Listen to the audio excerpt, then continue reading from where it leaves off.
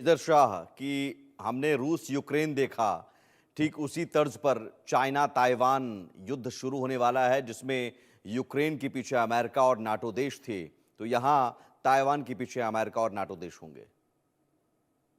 जी बहुत अच्छा सवाल है आपका। देखिए, चीन जो है वो ताइवान पे हमला करेगा, 100% करेगा। कब करेगा ये मालूम नहीं, लेकिन आने वाले 5 साल के अंतर्गत करेगा वो। और चीन अक्सर वॉर एक्सरसाइजेस, वॉर ड्रिल्स, उनके लड़ाकू विमान ताइवान की तरफ उनका दमखम दिखाता है ताइवान को। नैन्सी पेलोसी आई थी, आपको याद होगा, बहुत बड़ी खबर थी 1 डेढ़ साल पहले। जी। और वो ताइवान में लैंड करी थी और चीन ने कहा था कि हम लैंड नहीं करने देंगे, हम हवा में ही उड़ा देंगे, जैम कर देंगे। कुछ कर नहीं पाए थे वो। नैन्सी पेलोसी आई थी। ये ही चीन के लिए एक करारा जवाब था, उनके लिए एक करारा थप्पड़ था। और अभी मैं ये एक और भाषा बताता हूँ मैं आपको, ताकि आपके सारे दर्शक ये बात अच्छे से समझ लें। देखिए, पाकिस्तान जो है अक्सर हिंदुस्तान में गड़बड़ करने के लिए कश्मीर की तरफ आग रखे हुए नापाक नजरों से देखता है, कश्मीर को हथियाने की कोशिश करता है। बस एक पैरल ड्रॉ कर रहा हूं मैं। उसी तरीके से चीन बार बार ताइवान को देखता है। बस सेम सेम सेम, बिल्कुल वही। और चीन की है पॉलिसी, जैसे कि कल साहब ने बताया, कल हनीफ सरोवरी साहब ने खूब बताया, बिल्कुल, जी। कि उनकी वन चाइना पॉलिसी है। और आपको हमारे से रिश्ते रखने हैं। हम्म। अमेरिका ने अब तक रिकॉग्नाइज नहीं करा है ताइवान को ऑफिशियली, डिप्लोमेटिकली। और आज से तकरीबन 3 साल पहले चीन की फॉरेन मिनिस्ट्री ने आरोप लगाया था कि अमेरिकन सेना सिविल ड्रेस में इनकॉग्नोटो छुप के ताइवानी आर्मी को ट्रेनिंग दे रही है। हम्म। और 3 महीने भी नहीं हुए हैं जब अमेरिका ने $567 मिलियन का पैकेज ताइवान की एड के लिए अनाउंस किया था। उसे बढ़कर पैकेज अभी फ्राइडे को अनाउंस किया, जी। $571.3 मिलियन का पैकेज जो बाइडेन साहब की एडमिनिस्ट्रेशन से हुआ है। और चीन काफी बिगड़ा हुआ है इससे, क्योंकि चीन जो है, एक तो पहली बात तो वो सुपर पावर बनना चाहता है, वो अमेरिका से बड़ा बनना चाहता है। दूसरी बात, चीन की नजरें हैं ताइवान पे, और ताइवान को वो कुछ नहीं समझता है। तो कोई मुकाबला है नहीं। सोचा कि ताइवान को तो हम, हाँ, एक अटैक करके हथिया लेंगे। नहीं तो लेकिन अब अगर रूस ताइवान, भी यूक्रेन को ऐसा ही कुछ समझ रहा था, लेकिन 3 साल हो बिल्कुल गए। बिल्कुल, तो आपने बिल्कुल दुरुस्त फरमाया। रूस भी यूक्रेन को वो ही समझ रहा था कि है कुछ नहीं, हम बस 4 दिन में हम फतेह पा लेंगे इसके ऊपर।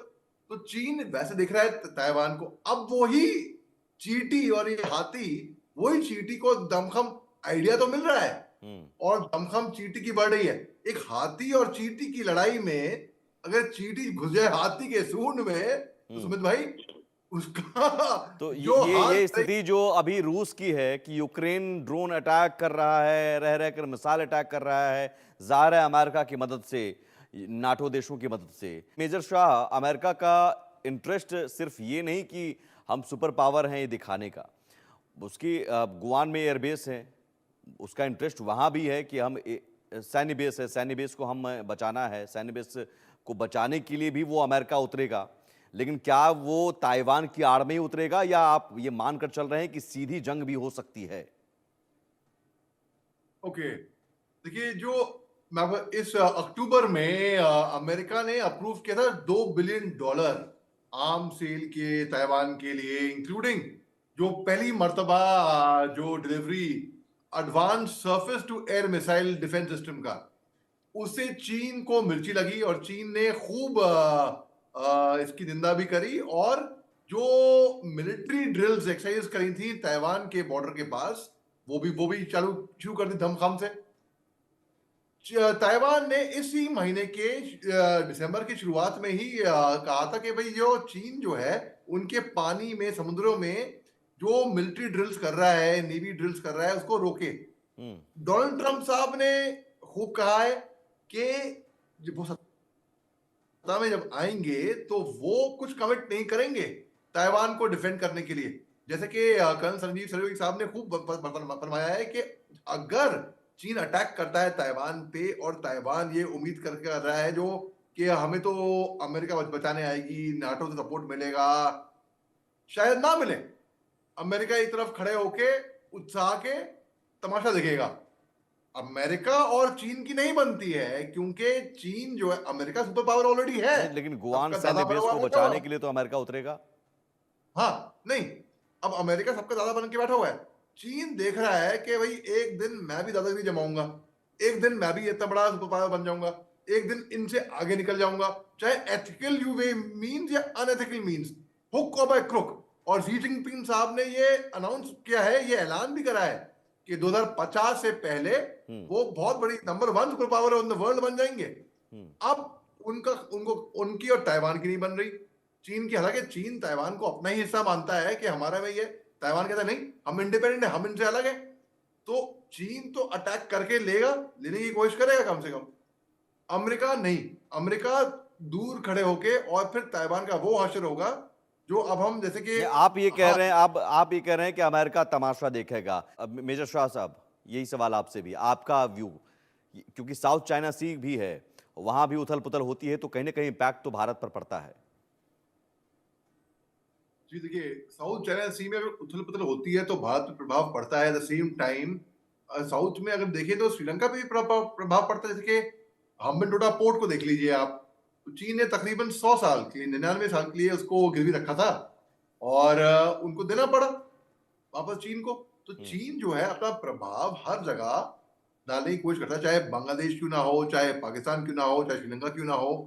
वो कोशिश कर रहा है, वो लगा हुआ है कि हिंदुस्तान का जो लाइन ऑफ एक्चुअल कंट्रोल है, जो बॉर्डर है अरुणाचल लद्दाख, वो पूरा जो 3488 किलोमीटर का स्ट्रेच है, जो जी। पूरा परसेप्शन है, तो चीन जो है बदमा, वो सोलोमन आइलैंड से तो दोस्ती कर ली।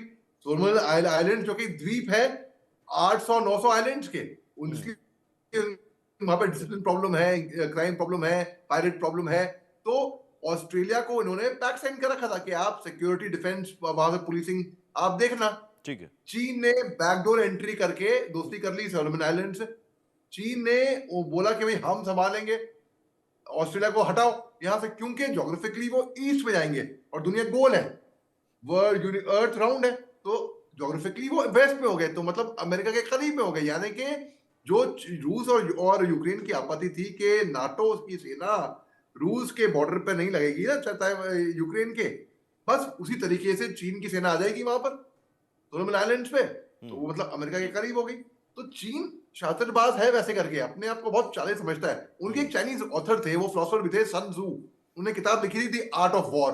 आर्ट ऑफ वॉर में उन्होंने फरमाया था कि the acme of a military general is to win wars without fighting, यानी कि बिना लड़े ही आप युद्ध को जीत जाए, ये रणनीति बता रखी है उसके अंदर। तो आप कैसे करेंगे?